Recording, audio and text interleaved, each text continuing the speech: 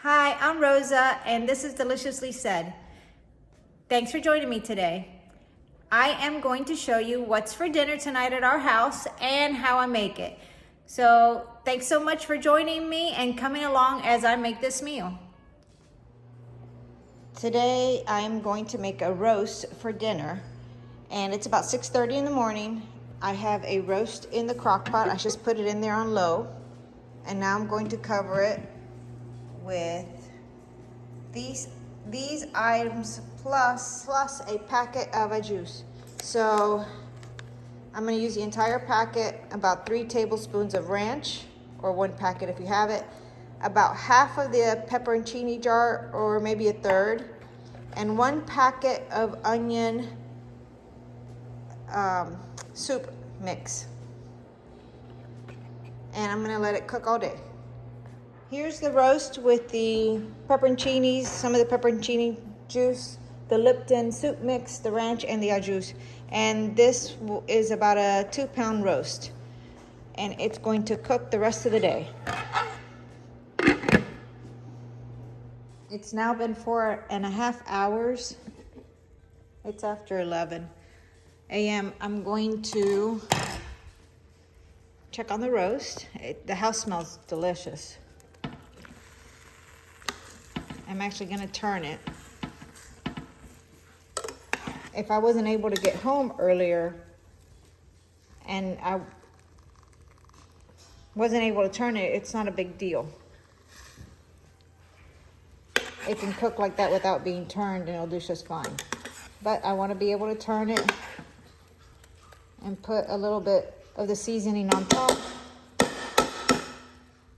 You see all the juices? I'm going to spoon some of those juices over the top and cover it back up and let it continue to cook. I am checking back in at 5:30. This is the roast. Oh, steam. That dark color is what I want. It was ready hours ago, but it's 5:30. I just got home. I'm going to shred it and show you what it looks like. See, it just comes apart. Completely cooked, and it smells really good. I'm actually going to turn the heat off, and this is just a fat layer I'm going to take off. I'm going to shred it and get it ready for dinner. One thing you do want to do is take the stems off the pepperoncinis, and they fall right off. And I just throw those away. You don't want to try to chew on that. But the pepperoncinis will be fine to chew on. We are going to have these, the beef has a sandwich, so we have hoagie rolls. And I'm going to saute some onions.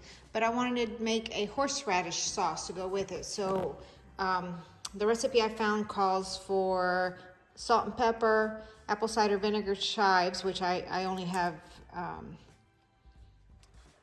don't have fresh ones. Mayonnaise, which I have this one that has a hint of lime, and it's not that big of a hint, so I'm going to use it instead of opening up a bottle of regular mayonnaise. I have this prepared horseradish, and I have sour cream, so I'm going to make the horseradish cream. It doesn't look like I'm going to need the mixer for this recipe after all. It's calling for a 1/2 cup of sour cream and 2 tablespoons of mayonnaise and 2 tablespoons of prepared horseradish.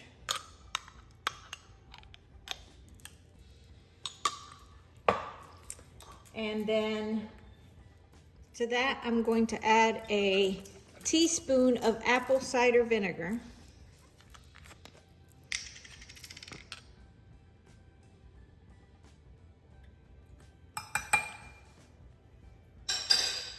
Followed by a 1/4 teaspoon of salt,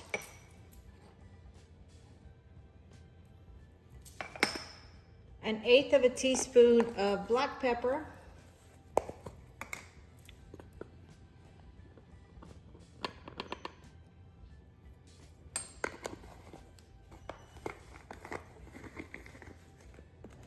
and 1 tablespoon of chives.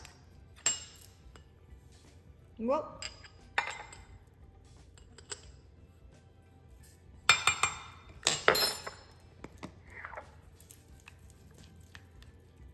And it says just mix it together, so we'll see how this comes out.